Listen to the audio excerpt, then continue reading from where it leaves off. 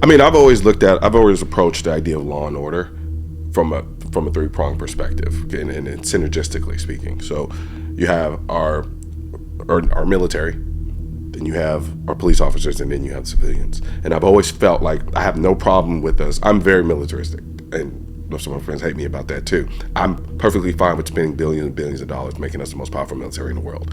I know that might be naive. That's just me.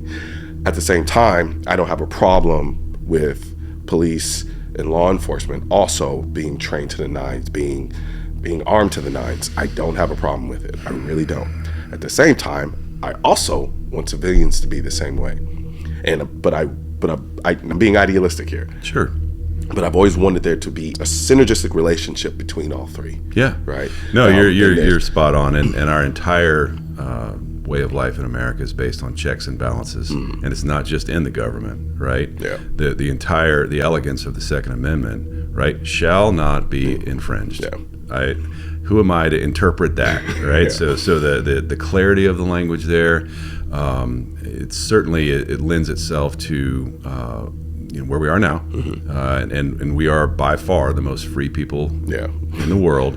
But yeah, as a policeman, and then as a member of the FBI, and I totally get it. I don't even want to look at like the comment section at this point. He's an alphabet boy. Oh my God! Right? But this episode of the Colion Noir podcast is brought to you by Vetter Holsters. Welcome to another episode of the Colion Noir podcast, and joining me is Rob Chadwick. It's great to be with you. Yeah, I think last time we talked, I told you I'd been a long-time admirer of what you do, appreciate what you do for the Second Amendment community, and now that I'm retired law enforcement, really appreciate what you do for the Second Amendment. Yeah. Well, thank you. I mean, I'm not going to lie to you. I never really know, and this may be dumb on my part, but I never really know who really supports what I do and who doesn't, especially on the law enforcement side, because I know it's not a monolith in terms of viewpoints and the way they approach the idea of the Second Amendment and civilians carrying firearms and so forth. So I never really know. You bring up a great point right off the jump, and it's such a misunderstanding on the part of the public. Law enforcement. All right, so I've got to give a quick shout out to Vetter Holsters. They're now sponsoring the podcast. I've been using their light tuck kydex inside the waistband holster, and what I really like is how adjustable it is. You can tweak the ride height and cant to get it exactly how you want. Plus, they've got holsters for over 450 gun models in 75 different colors, so you can pretty much find whatever you need. But here's the thing that really sets them apart: their customer service.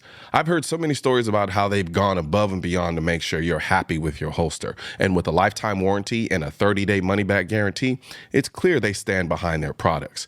If you're in the market for a great holster, check them out at betterholsters.com. By no means is monolithic, right? You've got such a wide variety in training and pay and skill set and opportunity for training, and so the Hollywood sort of portrays it as like, oh, I'll just call the cops, and it's the same cop that shows up. That is by far like the biggest misconception I think that the general public has is, and believe me, I am as pro law enforcement as you're ever going to find. I did 30 years on the job. I've still got many relatives on the job, and so I absolutely love and respect and support law enforcement. But the reality is it is far from monolithic. But I would say by and large, and I had the opportunity. We'll talk about it later. But I had the opportunity to travel all over the country, train with law enforcement, literally in every corner of the globe, but all over the United States, and by and large. Very conservative group of people, that's the calling. And so very supportive of, the Constitution itself and certainly the Second Amendment, and they appreciate what it means to be able to defend yourself until the police can get there. I can't speak for anybody but myself, but I can tell you, those that I knew and then interacted with, you're doing a really big service. I mean, I get shit from some friends because some of my friends are kind of really anti-pro law enforcement, and I'm very pro law enforcement. I'll still call out shit the way I feel it needs to be called out if it happens, but I also know, like you said, like my interactions with different I've met some that are like, you should never have a badge. And then I understand. And believe me, and I was very naive as a young officer. So I grew up in the same town that I ended up being a policeman in Fairfax County, Virginia, just outside of DC. very idealistic, very law and order town at the time. And so I joined this department that was, very well funded, very well educated, went to a great academy, and, did my policing. And I just didn't see. I never saw it. Yeah. The other side. And then I got in the FBI, and the same thing, right? Really well funded, really well educated, cadre of law enforcement officers. You get to see, like, when you start traveling, and again, not knocking anybody, but it is such a disparity in, opportunity. It's like all humans, right? Yeah. Education, opportunity, training, funding. And so, especially these days, right, after defund the police has just wrecked law enforcement. So I totally appreciate, the other side of the argument. I would just say stuff like this, where we can talk about it and have an open dialogue.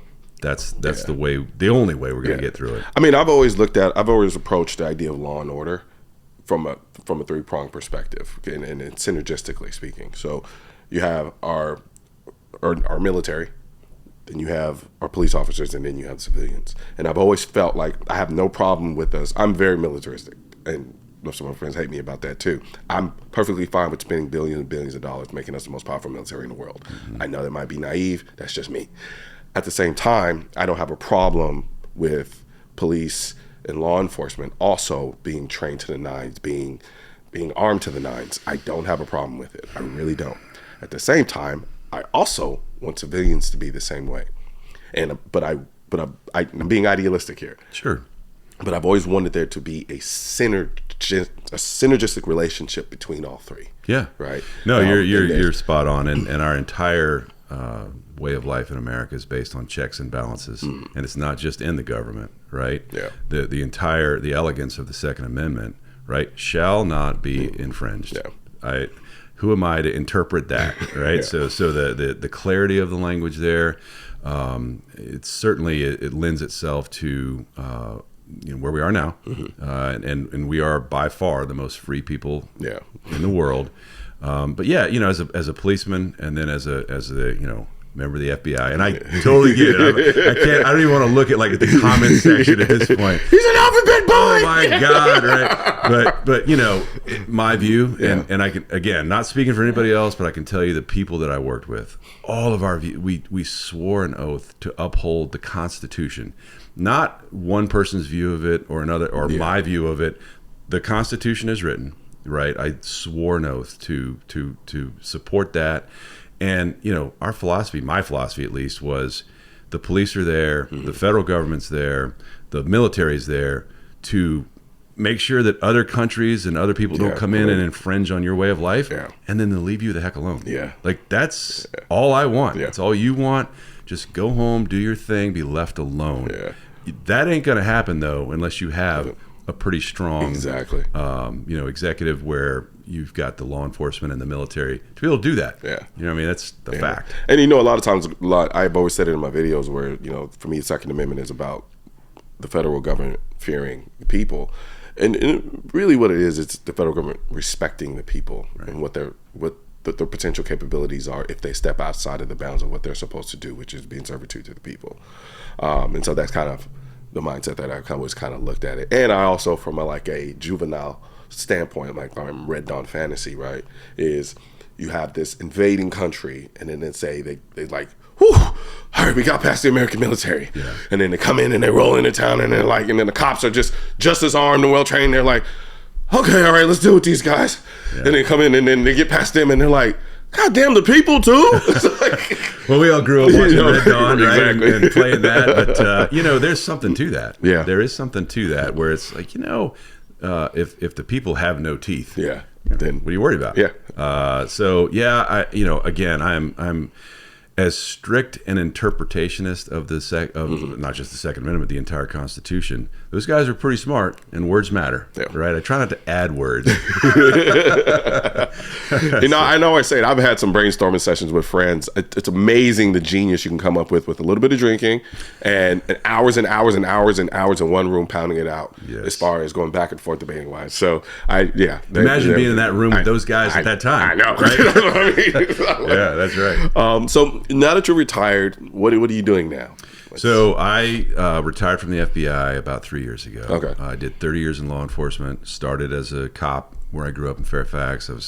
Had the dream job. I was a canine handler, part of the SOD, and it was the best job in law enforcement by far. You got to go to all the hot calls, but wait, hold on. So the canine handlers get to go all the... Oh my God! Really? Yes. I didn't know that. So yeah, you got to understand that anytime there's a hot call, right? Yeah. Robbery, carjacking, whatever. The patrolman or the lieutenant or the sergeant in charge of that sector almost always gets on the radio, start canine, start the helicopter, if you have a helicopter. So Fairfax had a helicopter. And so we would so a bunch of my buddies were at the helicopter unit. We'd actually sit there and bullshit and drink coffee together sometimes, and there'd be a call and we'd race, right? Because it took them a while to like spin up the helicopter. Yeah. I knew if it was within like 7 miles, I'd beat them, right? But after that, like they would literally buzz me and hit me with the light, and so I always wanted them there first, though, gotcha, because they're just circling. I'm actually on the ground, but it was so much fun. The adrenaline rush, but I was young and I got hurt a bunch. You know what I mean? And as a dad, like what am I doing? So I would cruise around at night and literally be talking to this dog, and like, what am I doing? I went to college. You know what I mean? And so my uncle was... the visual in my head is hilarious. I mean, literally talking to this dog. This is how juvenile I was. So I told you I was a policeman where I grew up. Yeah. And I went to, I won't name the two high schools, but I went to one high school. The rival high school was pretty close by. I would take my canine over there and let him take a dump right on the 50-yard line. Like, you're welcome. Yeah, that was 20-something-year-old me, right? So anyway, I realized I don't need to do this for the rest of my life, and had the opportunity, applied for, was accepted to the FBI, and I mean, just incredible. I mean, I loved every second of it. I had just a blessing of a career where I didn't get hurt much. I was able to be a little tiny piece of a lot of big things. Gotcha. I was talking to Peter earlier about my experiences on September 11th, and it was incredible, down there on South Beach paying a source when the first plane hit. And next thing you know, we're, running around and serving leads, and it was a blur for another 20-some years. I can imagine that. Yeah. I can imagine the absolute chaos. It was wild. Took place. Yeah, it was incredible. And the best part to me was I actually got to do something about it. Like everybody we knew was home watching TV and talking to each other. Yeah. I was actually able to go do something, right? I was interviewing people, whatever the Bureau had me do. So can I ask you a question? Yeah, of course. So in your time doing that, what did you learn about the vulnerabilities of just Americans in general, right? Because I'm pretty sure you started picking up some things, as part of your investigation, like, holy shit, I didn't know that we were this close to this type of person or this type of, I don't know, sleeper cell or so forth and so on. Yeah. What I would say probably the biggest revelation, in again, 30 years of law enforcement, you see so many things. I worked crimes against children for a little bit of time, so, saw some horrible things there. But to your point, the veneer of safety and security that we have, and I love it. Like, I want people to think totally safe. I can do whatever I want. That's what I want them. But I also don't want them to be like naive about it. Because I guarantee you and I are sitting here right now, within probably 1,000 yards of us is someone who is wanted for murder. There's, guarantee you convicted child predators. Like, there is no safe place in this country. So it's just this illusion of safety and security that has been eroded quite a bit in the, in the wake of like the defund the police shit and all that stuff. So yeah, man, it's, to your early question, like, what have I done since retiring? So I retired. I got my dream job. At the end of my career, I got to go back to Quantico and run the FBI's tactical training unit, right? So Hogan's Alley, the whole 9 yards, and, end where you begin. So everybody begins at Quantico. Yeah. And so I was this old dinosaur walking around, looking at all these young, fit kids, and like talking to their dogs. Yeah, well, yeah, right, exactly. And I would try to go, do my little PT session, and these young kids are like running out, and they all look great, and they're all fit, and I'm just broken toy, and they all have to say, "Good morning, sir." Yeah. So there'd be like 50 of them in a row. Morning, sir. Morning, sir. Morning. Like, morning. So, like, oh yeah. And you don't want to be a dick, you know? And so finally I'm like, yeah, it's time to go. Right. It's next generation up. Yeah. Awesome. And so I retired. I initially started my own consulting company, working with, corporations, schools, churches, on what I saw and the lessons I learned. I had the great privilege to lead our active shooter response training program. Okay. So the FBI got really involved in training our first responders right after Newtown. So President Obama at the time, Eric Holder was the head of the Department of Justice. They came together right after Newtown. All right, what can the federal government do? Because we're not, you're not going to have an FBI agent first responder. Yeah. So my mission, or our mission from the FBI, was, okay, you guys are a massive organization. You're all over the place. Go train our state, federal, local, tribal, police first responders on best protocols. So we partnered with an organization called Alert, Advanced Law Enforcement Rapid Response Training. Awesome. Learned how to teach their stuff, and then traveled all over the country teaching law enforcement officers. But then, it was time for me to go. You and I talked about what I saw in Charleston. We can talk about that in a minute. Yeah. I wanted to continue sharing those lessons, and because I had the great privilege that, thank you for sending me to all those schools, right, as a taxpayer. Yeah. And I just felt like I still had something to give. So myself and a few of my friends from the Bureau started this little company. We've been doing that. And then kind of just out of the blue, I had this opportunity to go work for the USCCA. So I am their director of education and training. Okay. You're very familiar with USCCA. Yes. I had never heard of them. So you got to understand, I was a policeman, and then I was law enforcement. Yeah. I didn't need self-defense liability insurance. Yeah. I didn't pay any other than the NRA. Yeah, I guess that's a good point. Yeah. Yeah, and growing up in Fairfax, that's where the NRA headquarters is. I'd gone to Boy Scout camp. I learned how to shoot, from an NRA instructor. I just thought that was it. Yeah. Well, a friend of mine was an instructor with the USCCA. I got certified as an instructor because I wanted to teach civilians, and I was very impressed. Long story short, here I am, right, as the new director of education and training, and I just feel like it's such a great platform to convey to the American people, like, what's going on, and what you can do about it. I don't care what your politics are. I really don't care what your stance on guns are. The reality is, in the wake of the defund the police movement, we are seeing a significant slowdown in police response. So you call 911 today, and it's going to take, on average, double the amount of time for the first officer to arrive. Okay, and so you're on your own for however long that takes. The average violent assault begins and ends in 7 seconds. Right. So it's over, and so I want people to understand. It starts with, I try to do the Joe Friday approach, right? Just the facts. Yeah. I'm going to give you the facts. The facts are, it's twice as long for the first officer to arrive. And what we're also seeing, sadly, is a real slowdown in hiring. So acquisition, recruitment, retention. I was on that wave out of law enforcement earlier than I thought. My unit got called up to Lafayette Park, when all that was going on, and I'm standing there with 25 of my guys. We're all in friggin' multicam uniforms, FBI SWAT gear, giant FBI block lettering, slung AR, a Glock pistol, no less than lethal options. Nothing, not even pepper spray. No crowd control training. Now, I had crowd control training years ago with the police, but the FBI doesn't do that. And we're given very little instruction as to what to do, and we're facing off with our fellow citizens who are exercising their constitutional right. And, which I had sworn to uphold and protect, which I wanted to do.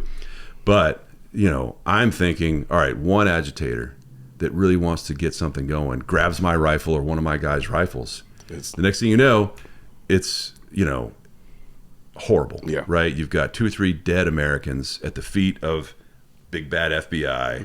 And I was not real confident that the Bureau would have my back. Because of the lack of clarity, there really was not much of a rules of engagement going on there. And so I started making, plans to get out. Which I've been fortunate enough to get into this organization that has this giant platform. Mm-hmm. They're utterly dedicated to training, which I love. You and I did some training here recently, which I think is going to open people's eyes. Yeah. I thought it was great. Enjoyed our interaction on that, and looking forward for that coming out here pretty soon. Yeah, no, I am too. Sorry, allergies, folks, allergies.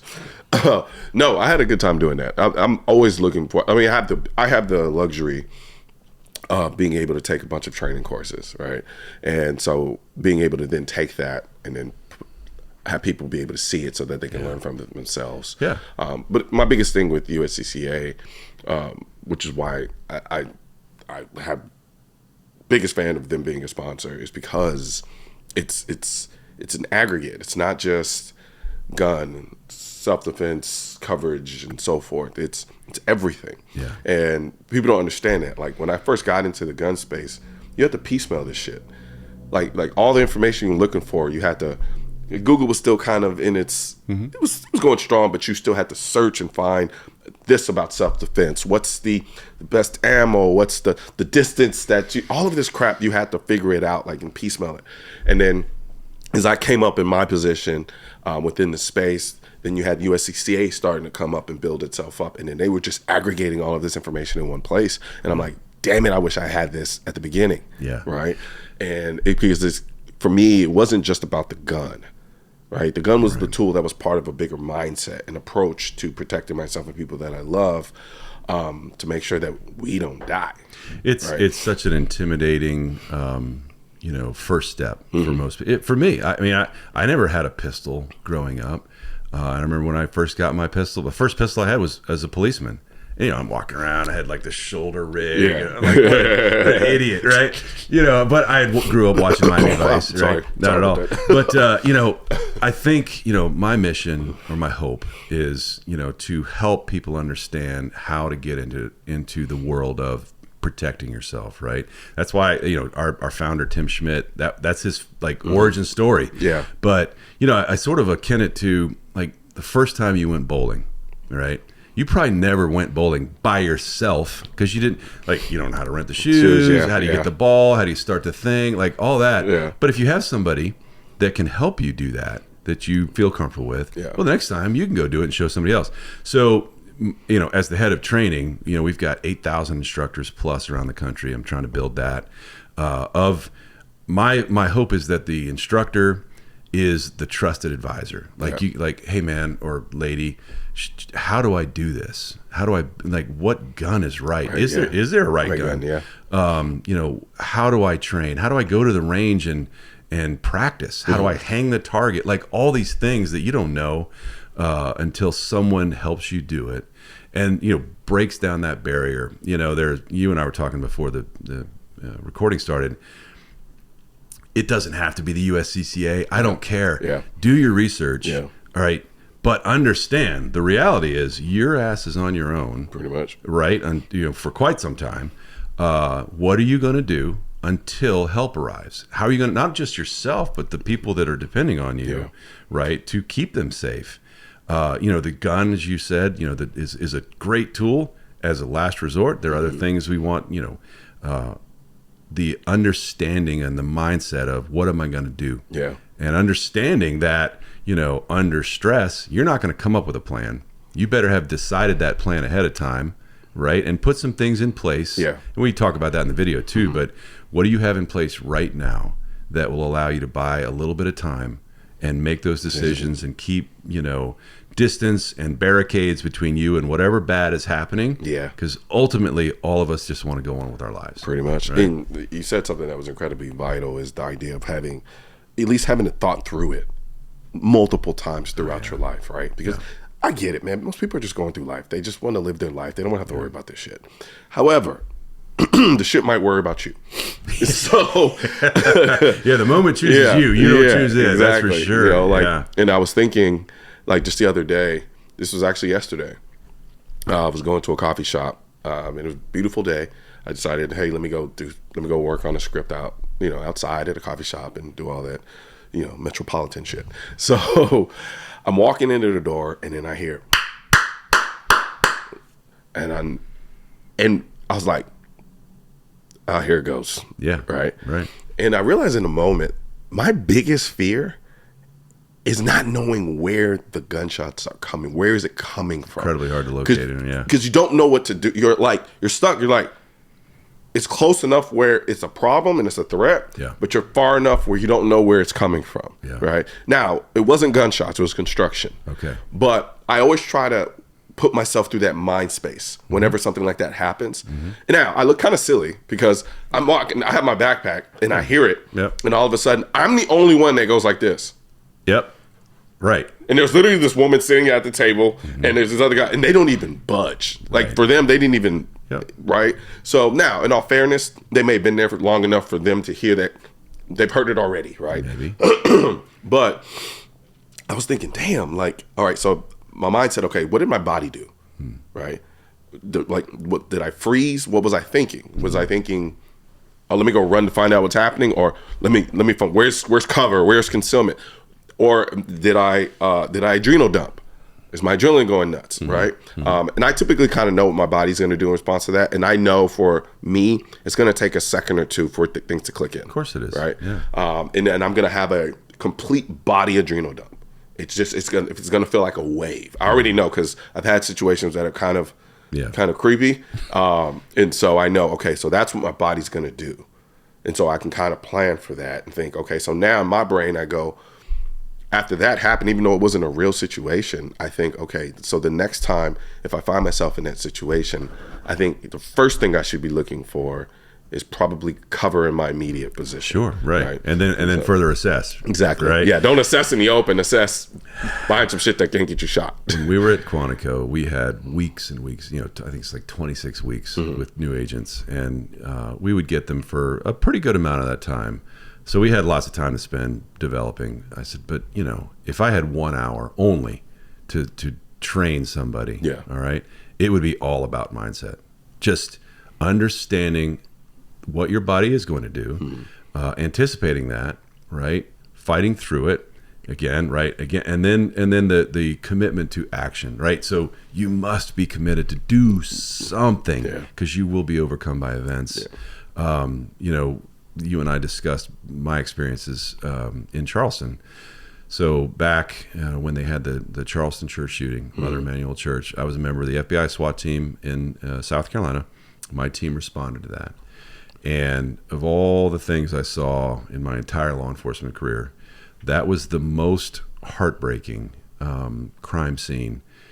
A teammate of mine ended up being the case agent on that. But looking at that crime scene, and we were in that basement, very, very shortly after the shooting, and the killer, I won't name him, but still on the loose. It's one of the ones. It's honestly one of the ones that really kind of fucked me up the most. It made me question a lot of things. Oh yeah. So for those of your listeners who don't know, this guy went to this AME church with the intent of killing people and starting a race war. Right. That's what he wanted to do. And so he goes in. He's welcomed by these people who were doing exactly what they were supposed to be doing, Bible study. They welcome him in. Yeah. He sits down and sits there for like an hour. Literally prays with him. Yeah, prays with him, and then at the end stands up and methodically shoots. And what hit me like a hammer blow was seeing almost everybody in that basement didn't react at all. They died right where they sat. And understand, I'm not being critical of them. That's human nature. Yeah. You will do that if you are faced with this sudden existential threat and you've never thought about what you would do.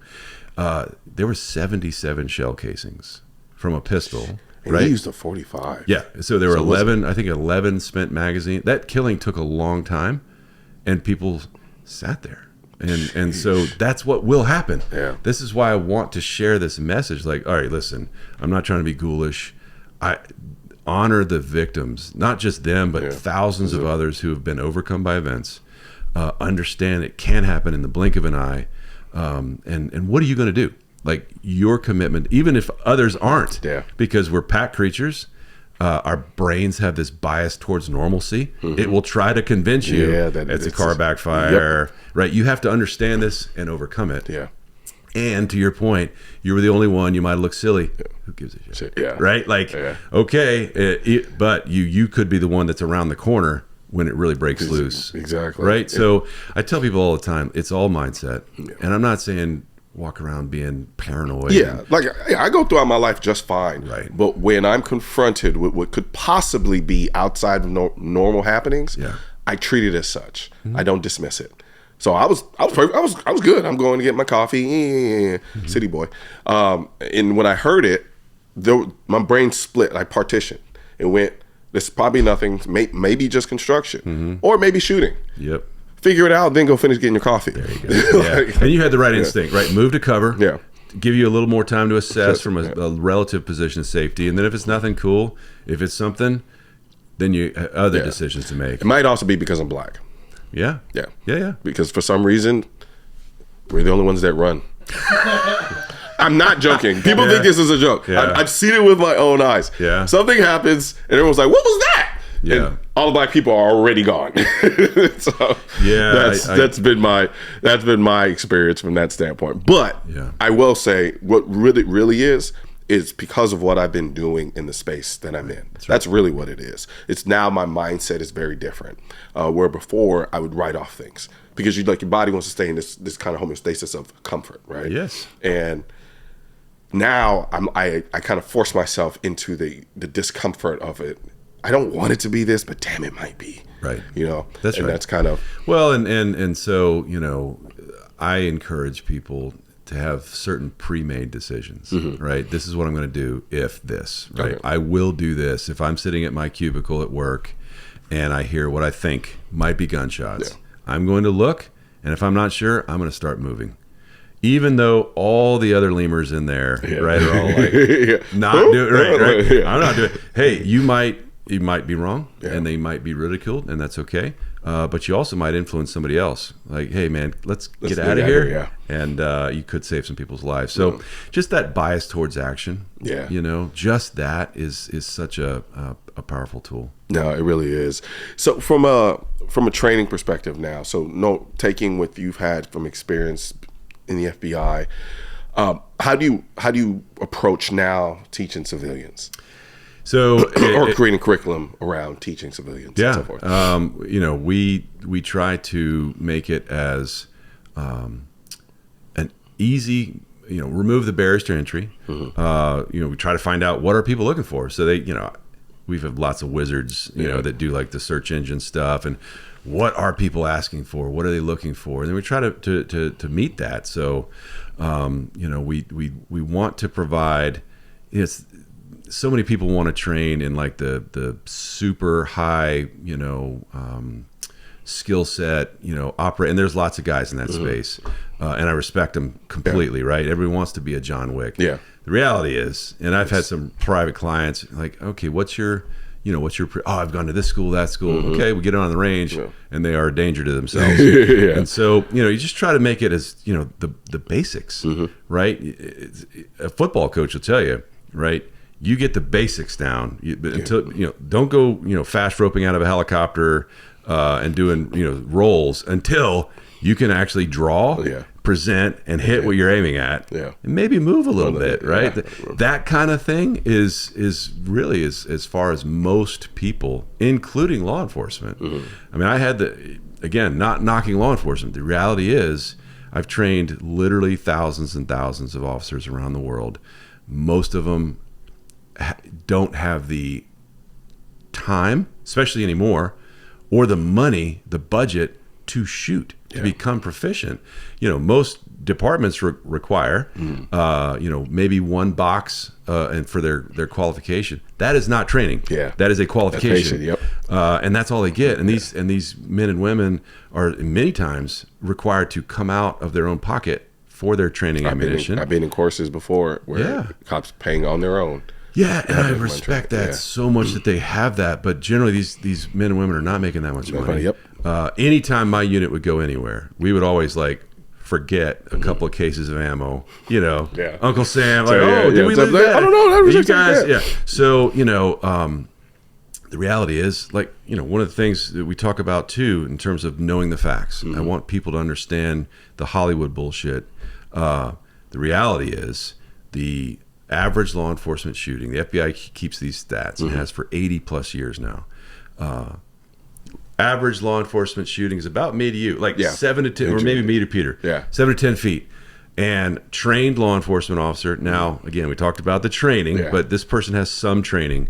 For 80 years, this stat has held true.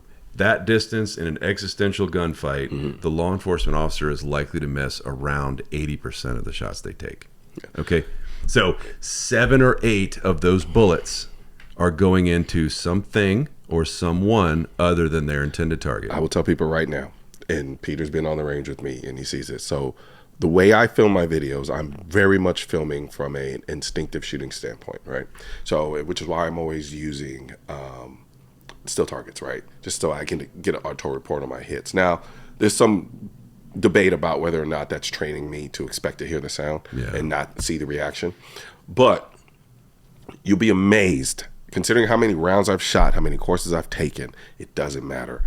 You will be amazed how much you miss at those distances. Well, one, good for you for not editing it to make yourself look like a badass on YouTube, right? Like that's reality. Yeah. The reality is you are going to, I don't care who you are, how good you are, right? Yeah. You're probably, this probability says you're going to miss one. Yep.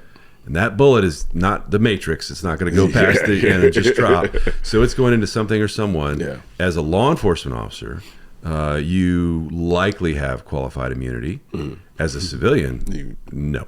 Right? And so I say, listen, if you own a gun and you have any inkling that you might use it to protect yourself, do yourself the favor, look into this self-defense liability. It does not have to be the USCCA. There are plenty of other very reputable, good companies, but do your homework, do your research. Don't believe we talked about some of the bullshit that's out there right now.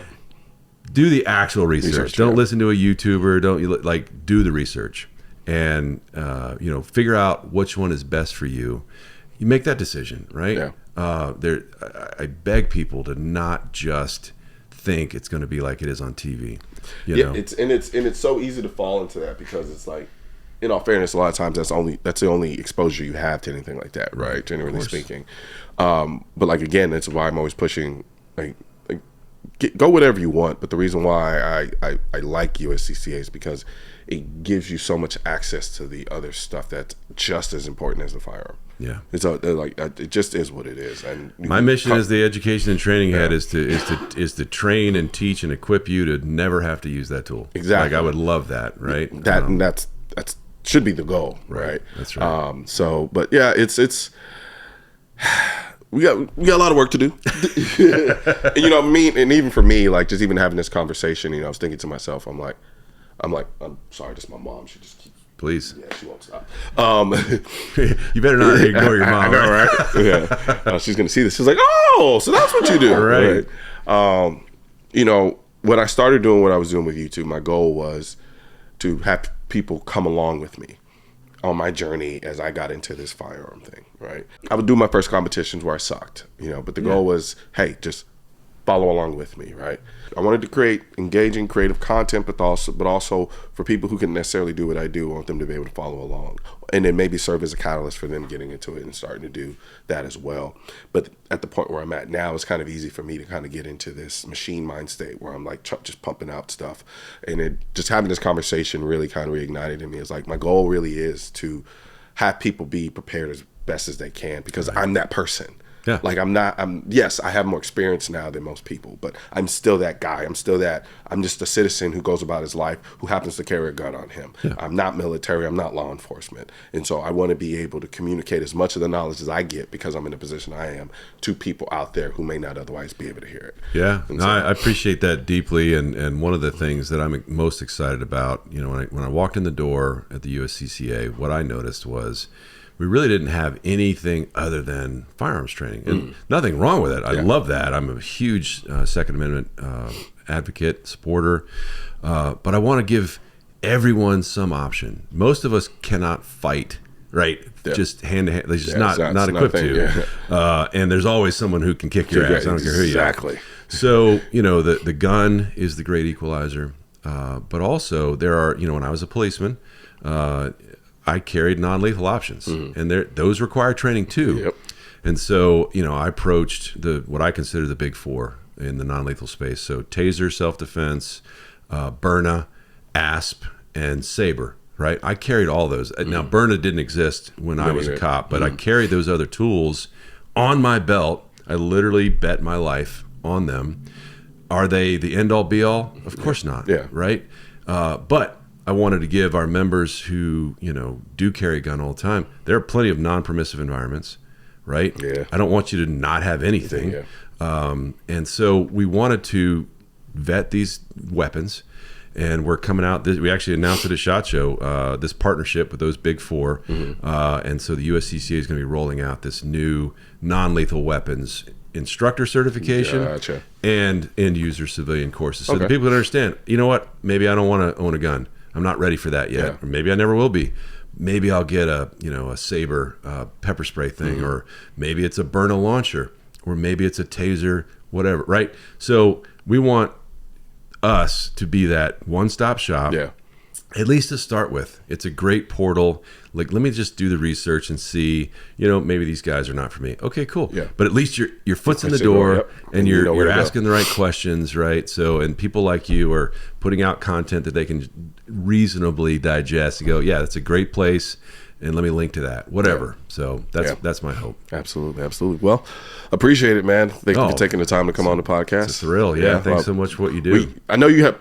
See, what people don't realize, they say, like, I'm closing this out. Like, we're just meeting for the first time. We've had plenty of conversations, and he has stories for days. So we're going to have you back on here so we can hear some of those stories, because I think a lot of people can get a lot of value from it. I look forward to it. Thanks for your opportunity. Yeah, man. Great. Yes, sir. One thing's for certain and two things are for sure. Politicians and tech giants don't want gun content to be recommended to you. And we're all fighting this culture war together. Now, you can help do your part by liking, commenting, subscribing to the channel, but most importantly, sharing this video with at least one person. Together, we can stop the suppression of our 2A rights. And don't forget to click the link in the description section of this video for the products that I mentioned in this video.